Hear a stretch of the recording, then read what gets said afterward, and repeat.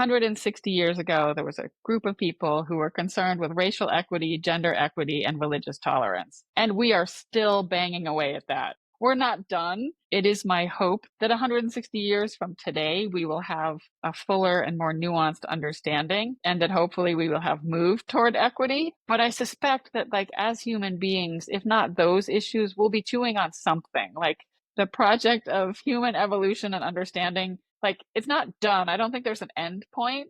And we get comfortable with non-closure. Like, we are going to do this work in our brief lifetimes. And then after us, some folks will come along and they will continue those things forward. So I feel like my stewardship of the space is like to create the container, the physical container, but also the community container for that. Some of it is about setting the tone and social norms for how we have challenging conversations here, inviting, a wide array of artists and thinkers and filmmakers and dancers and speakers and everybody to be here and uplift the multiplicity of human experience. Like, it's not binary. There's no like right or wrong. Can we just hold it all and appreciate it in its kaleidoscopic beauty or kaleidoscopic ugliness? That's in there too. That's the work.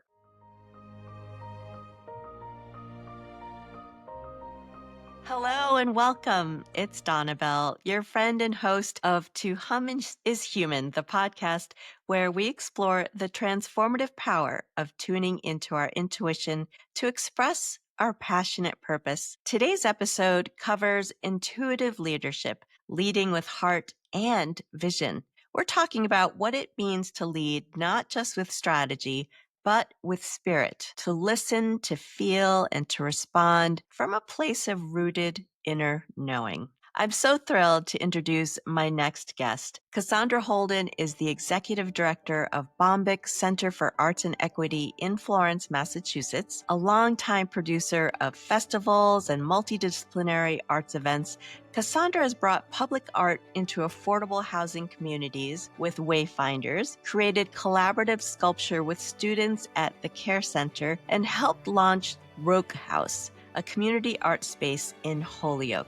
Her work sits at the intersection of art, equity, and intuitive leadership, creating spaces where culture, community, and spirit meet. Welcome, Cassandra. It's a pleasure to be here with you. Now, you've done such thoughtful, integrative work at the intersection of art and community. Your collaboration with Wayfinders brought public art into affordable housing developments, inviting beauty into everyday, often overlooked spaces. What did that experience teach you about the power of art to reclaim dignity, identity, and a sense of belonging? The decade that I did that work was deeply meaningful. I think when we think of affordable housing, we often think of architecture that does not uplift the spirit.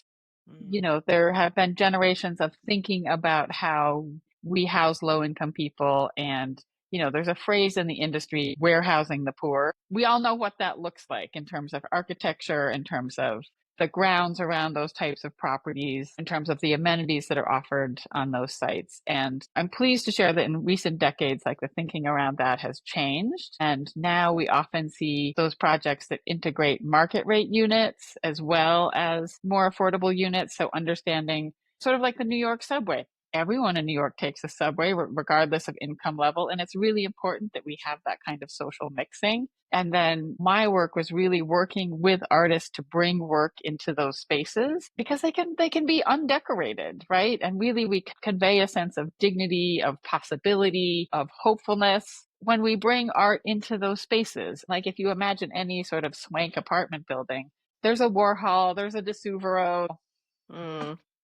there's a museum quality piece in the lobby. Right. Yes. Right? Yes. Mm-hmm. And creating that kind of interaction with art and creativity when you first enter a space really says a lot. So that work was like close to my heart. Also, one of the reasons that was deeply moving for me is that my mother, who recently passed, she lived in low-income senior housing. One of the beautiful things that happened in that space is that they invited artists and members of the community to display paintings within the building. So this was artwork that would change routinely. And then my work was also deeply informed by the Bywater Arts Loft, where my sister lived briefly after Hurricane Katrina, which was this incredible project in New Orleans where the apartments themselves were very simple, but there were large spaces for artists to create work, to display work, to put together events. And that was such a powerful transformational project in that community, particularly as, New Orleans was being rebuilt with a lot of very expensive condos, right? And a lot of artists who had lived there for generations weren't able to live in the heart of the city in the same way. Creating artist residencies inside housing projects is rare. What did you notice when artists were invited into those spaces with intention? Like what shifted in the artists or in the residents or in the atmosphere itself? So, one project that comes to mind when working on Live 155 in Northampton, which sits right on Pleasant Street, it's that big multi story yellow brick building. We worked with the artist Paul Schul, who's a local photographer, and I collected oral histories from those residents, and he was in that space making portraits of folks who lived there. And then we displayed that work at Historic Northampton and had a series of talks and presentations. And it was an opportunity to capture the full humanity. I think we can project certain kinds of narratives onto the folks who live in boarding houses, in affordable housing. And instead, we were able to create these portraits that were incredibly nuanced and, share stories that might not otherwise get out there. And now those portraits, those photographs actually hang in the lobbies. The amazing thing about that project too is that Wayfinders took a really sensitive approach. They relocated everyone when they demolished Northampton Lodging. And then all of those residents actually had the first opportunity to come back into the new building. They worked with this amazing transition counselor. And believe it or not, like for many residents, it was actually more affordable for them to come back into the new building that was better appointed and safer and more beautifully designed than it had been to be in this weekly lodging situation. There was actually one gentleman who had been living there for 30 years, Wow. worked as a chef at the Blue Bonnet Diner. It was just incredible to hear these stories, and to be able to celebrate these folks, right? And see their faces, like bring them into the day-to-day interactions with everybody in the building. That must be so empowering for them too, because they probably would never have imagined themselves being in portraits on the wall, decorating this beautiful new structure that they now are living in. That's something so meaningful in so many levels and And to so get press inviting. coverage around that, right?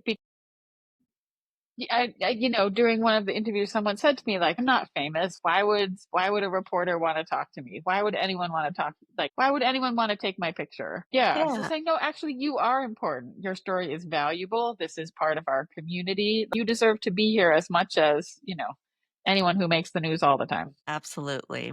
Now, you also taught at the Care Center, working with young mothers to build large scale sculpture. What did those creative collaborations reveal about the power of art in non traditional learning environments? So one of the things that was super cool about that project was working at scale. So often if we're in, high school or whatever, we do work in a scale that fits on a table, what can fit in your art class. And particularly for these young women who have stepped away from a traditional high school, many of them express sort of feeling invisible. They're no longer connected to that experience that their peers had, that they had been moving through in their high school trajectory.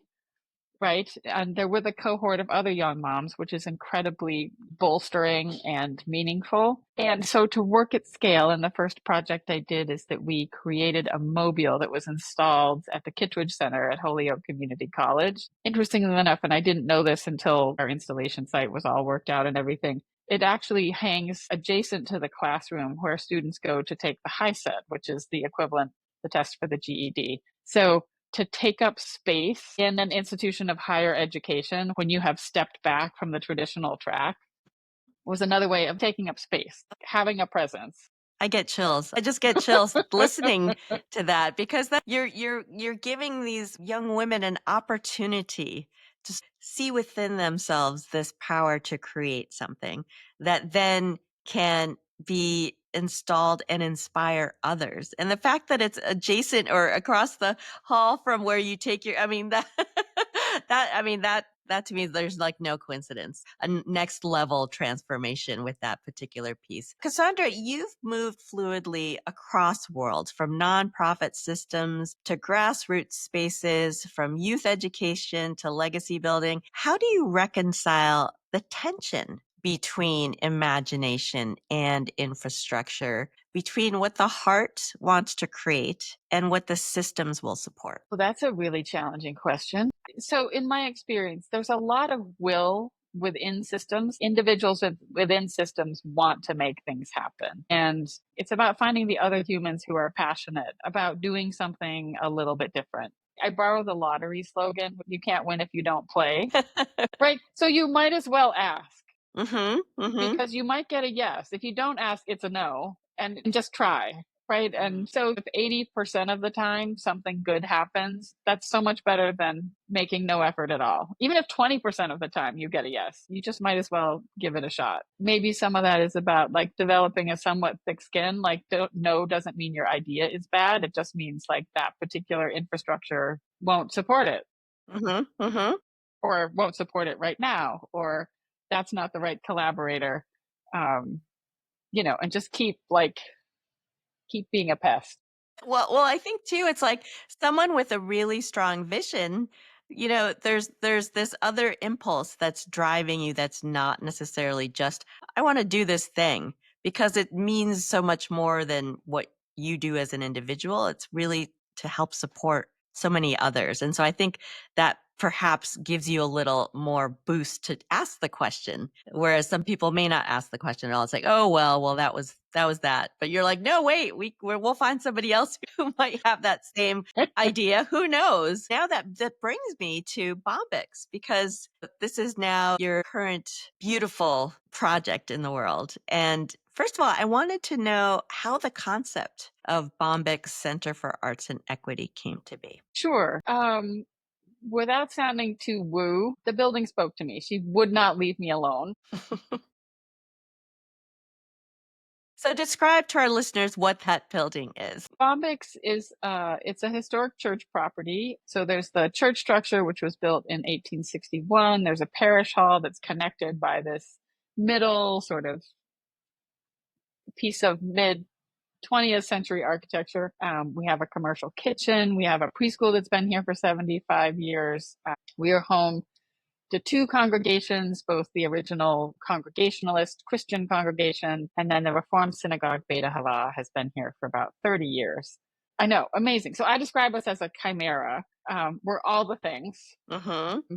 And it's actually wonderful having all of that together. I will say my thinking around community, around mutual aid, about arts as sacred practice has really been informed by my interactions with our two faith leaders here. Mm-hmm. Mm-hmm. That would be Rabbah Ricky Kasovsky and Pastor Marissa Egerstrom. And there's this interesting synergy that happens because we're all in the business of like uplifting the human spirit.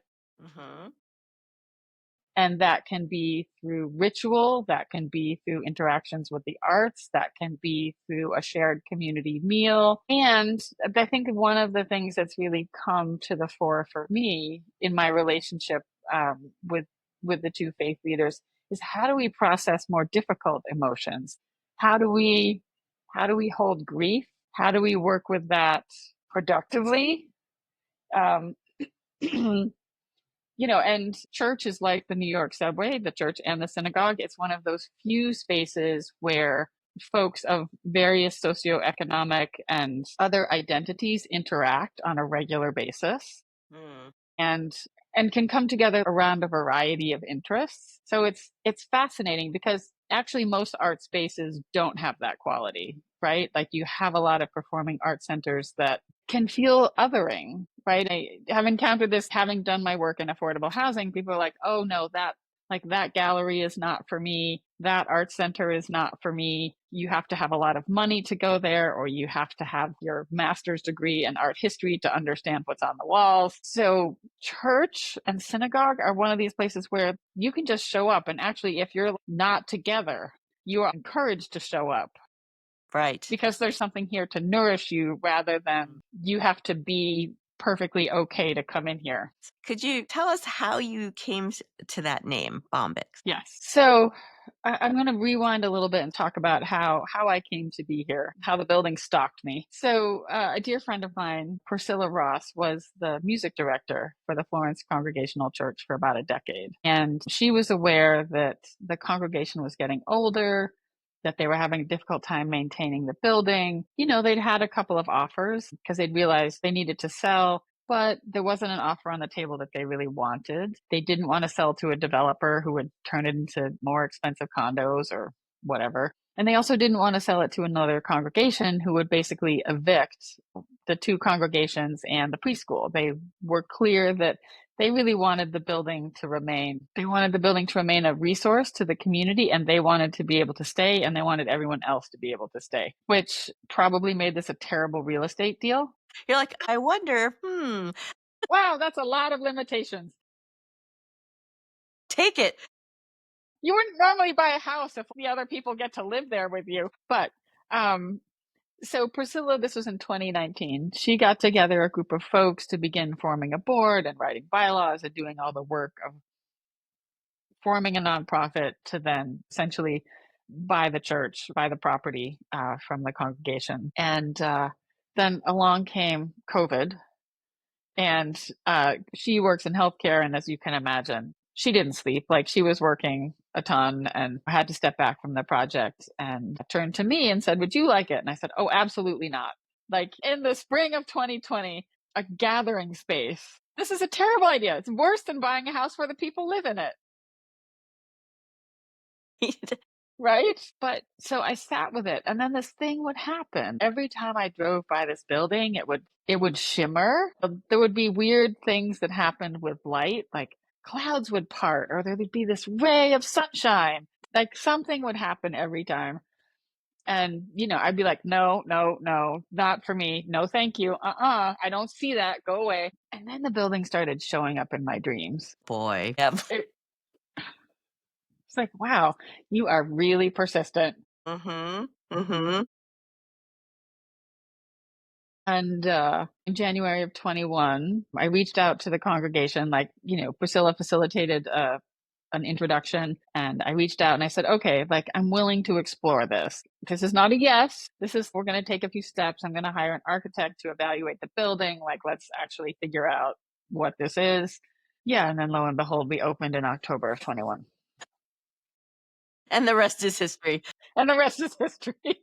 Well, speaking of the building, so Bombyx sits on sacred ground. Once a Yes. gathering place for abolitionists and visionaries, what does it feel like to steward a space with that kind of ancestral and political charge? Like, how do you listen to the spirit of the land and the building itself? That's been a really interesting process. So Pastor Marissa has this expression that she uses to describe the energy here called the bright light of Bombyx. So before there was ever a church, this land was a place where abolitionists gathered to debate issues, to meet, to organize. We don't have precise history, but it is my understanding that prior to that, Indigenous folks met here. I mean, the land sits at the top of a plateau. So there's about a 30-foot drop down to the Mill River. This was the physical high point in the community. And if you imagine that the buildings in the neighborhood weren't here, you would really have this incredible expansive view.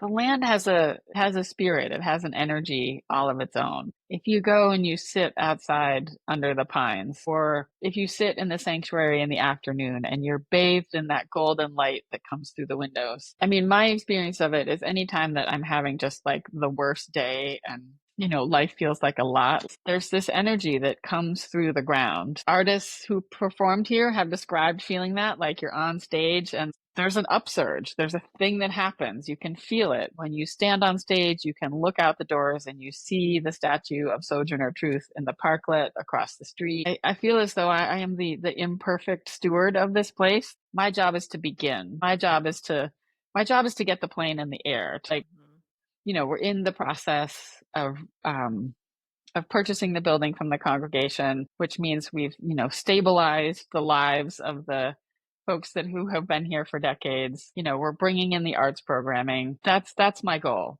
I don't want to be one of those founders who dies at her desk. I also don't think that I have the best ideas that last forever. I have this weird practical skill set. I can probably do 10 years of this and stabilize the building, stabilize my congregations, Mhm. Yeah. which is kind of like opening the door. There's something that's going to come after my time here. I Mhm. I don't know what that is, but there's a lot of nuts and bolts stuff that needs to happen, and I like that.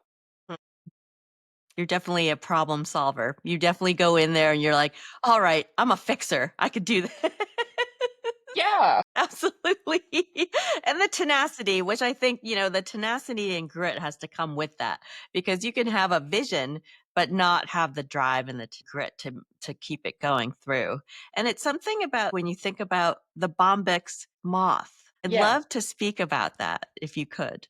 That whole origin story was leading up to the fact, like in choosing a name for this place. Bombyx refers to Bombyx mori, which is the silk moth that was imported to this area in the 1840s by a group of radical abolitionists who were really looking to create a different solution for sourcing fabric so that they weren't relying on Southern slave grown cotton. These folks also started a sugar beet farming operation, again, rejecting slave grown sugar. So that fusion of like art and ecology and economy was really interesting to me. To import silk moths meant you also had to import mulberry trees because that's all those little critters will eat. And when you walk around the valley, you see them everywhere, right? Every third yard has a mulberry sapling in it. And those plants are here because of this desire for social change. And the social change, like the mechanism for that was about introducing a new fiber. So I just love that. Like the landscape change because we're trying to implement a new social way of being in the world.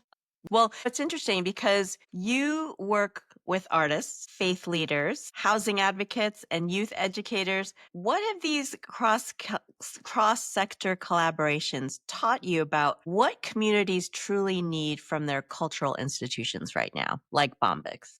The big thing is a sense of belonging. I think we certainly needed that before the pandemic, but after we all spent far too long in isolation, we have needed to relearn the fundamental tools of interacting with people who are different from us, or just interacting. I'll put a period there. Yes. Well, I mean, I think about young people whose early educational experiences were online and how they're needing to catch up on that social development that would have happened had they been in school. But also for adults, I think in a lot of professional arenas, like work has become very screen oriented. Uh-huh.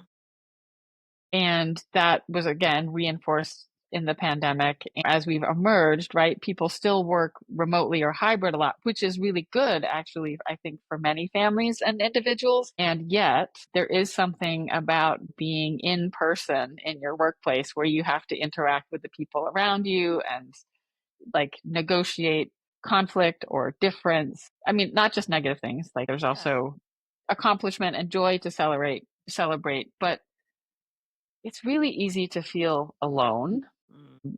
And it's also really easy to, interact socially with people with whom you are very similar, whether that's your background or you're someone who goes to Ren fairs, so you have that same interest or whatever. Mhm. It's really easy to choose your subgroup and Mhm. stay with people who are like minded. And again, the thing that's really interesting about spaces of worship, there can be a spectrum of belief, there can be a spectrum of economic diversity, there can be a spectrum of life experience. And so that's in this project what feels really different about bringing arts into a space where we are also setting up the conditions for everybody to be together.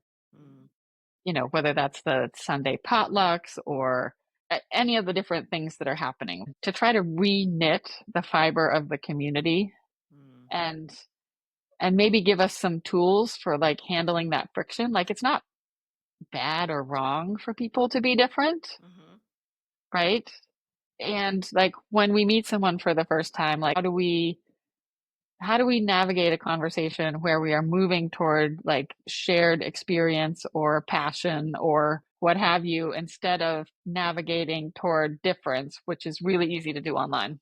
And you're still honoring the initial purpose of what you have called a vessel. Bombyx is just not a venue, but a vessel. And Yeah. so as a place of gathering and community and speaking, like this was a stump for some, a place to express ideas and to inspire others to act towards certain injustices, perhaps, or certain concepts that may be challenging to some. When you program for Bombyx and you curate events that perhaps challenge social norms or hold spiritual weight, how do you discern the difference between a good idea and a necessary one? I might frame the distinction a little bit different. I think good ideas and necessary they might be rather closely aligned. One example is when we show films, we always have a talk back afterwards. We screened Julia Mintz's documentary Four Winters a little over a year ago, which it was really important afterward to have a conversation about the different dimensions of the Holocaust and talk about some of the really challenging things that were expressed in that film and like create a space for process, because I think it's not enough to raise really challenging material and then kick people out. When we screened Kama Ennis's film, there was actually a fascinating conversation. Her piece was around how about 2% of doctors in this country are Black women, and what that means in terms of the quality of care that people of color are receiving, and in particular focusing on Black maternal health. And if you don't have a practitioner who looks like you and who has had your life experiences, you're just at this tremendous level of risk. So be able to share that in this community was really important, particularly as healthcare is one of the top 3 industries here. And then have a really meaty community dialogue, like not everyone sort of virtue signaling and saying what they feel they should, but sharing experiences and sharing that maybe that's not something that they were aware of and how that has reframed their understanding. I find as I look through the programming and have experienced the programming myself at Bombyx on how you bring so many different perspectives, either through music, through spoken word, through film, through visual, through dance performance, through working with children, through working with the community. There's so many different perspectives that you open up in this space, which in itself is like a gateway or portal for transformation because it allows people to experience it in what you would consider a safe space. You're being held in this space in a way where there's no worry. All is well. We are here to support you and to hear you and to see you. And I think very few places do that nowadays because it's usually, like you were saying, exclusionary. We're like, oh, well, do you have this criteria? Okay, welcome in. Do you have this criteria? Okay, we'll welcome you in. Bombyx has now become this open space where all is welcome. And it's such a beautiful community asset. I feel like all communities should have a Bombyx in the center Oh, of their village. Like I really do. yeah. It's the heart of the village, right? Bombyx is a place of continuity. So if you think about honoring the past while holding open space for what's next, what kind of legacy are you consciously trying to shape, both as a leader of this organization and as a human being in this moment in history? It's really making sure that the container endures, that some days it is heartbreaking that the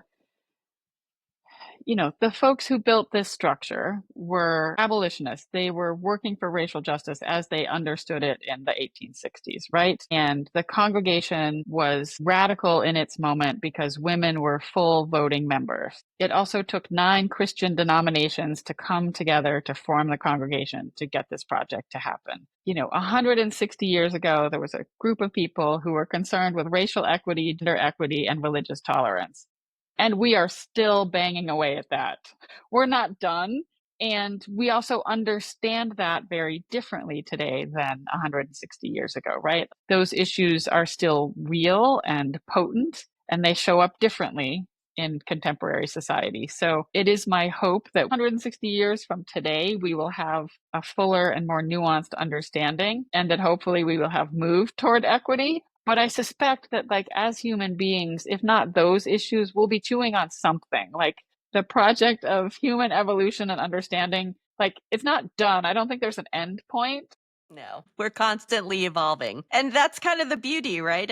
In that evolution, we learn and grow. I mean, that's really why I feel like we're here to do that. Yeah. So, And we get comfortable with non-closure. Like, we are going to do this work in our brief lifetimes, and then after us, some folks will come along and they will continue those things forward. And can we be okay with the fact that we have a few decades to do something meaningful and that we're not going to finish? Like, we're going to do as much as we can, and then we're going to hand it off, and then the next generation takes it after us. So I feel like my stewardship of the space is like to create the container, the physical container, but also like um the community container for that. Like, some of it is about, setting the tone and social norms for how we have challenging conversations here, inviting, a wide array of artists and thinkers and filmmakers and dancers and speakers and everybody to be here and just like uplift the multiplicity of human experience. Like, it's not binary. There's no like right or wrong. And can we just hold it all and appreciate it in its kaleidoscopic beauty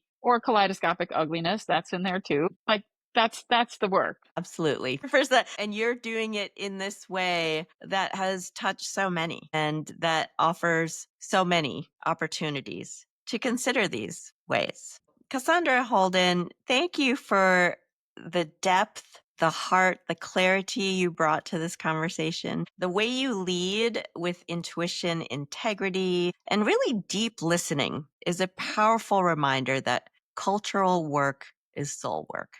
You've given us a glimpse into what it means to not just manage a space, but to steward a legacy, to hold complexity with care, and to create places where art, spirit, and justice can meet and grow. Thank you. This has been such an inspiring conversation, and I know listeners will have so much to ponder and think about. That's why I do this podcast, so that people can see all the ways in which humans can do incredible things.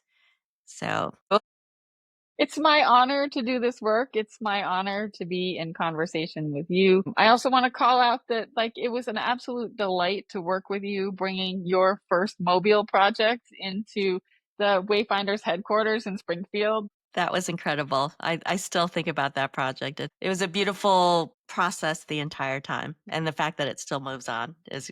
And the kismet of, like, you picked a color palette and lo and behold, like, that's the thing that was in the highway overpass of the building next door. And like, there's something about art that's just magic. Like, Yes. when we're in that intuitive space, we pull in all these things without being aware in our conscious or left brain planning mind. Mm-hmm. And that's part of what makes things so deeply moving, right? We're just artists, and the work that is created, it's just so in it. It's all knit together without being able to articulate, like, I chose this because it just comes into happens. being. Well, this episode is a beautiful reminder that when we lead with heart and trust our inner hum, we don't make good choices. We make meaningful change. Thanks for being here. I hope something from today's conversation stayed with you or gave you a new way to look at things. That awareness, that pause, that's where things start to shift. If you enjoyed this episode, please subscribe, leave a review, or share it with someone who might need it. You can learn more about my work and what's coming up at sonorouslight.com, and you can follow me on Instagram at @tohumIsHuman. Until next time, keep humming.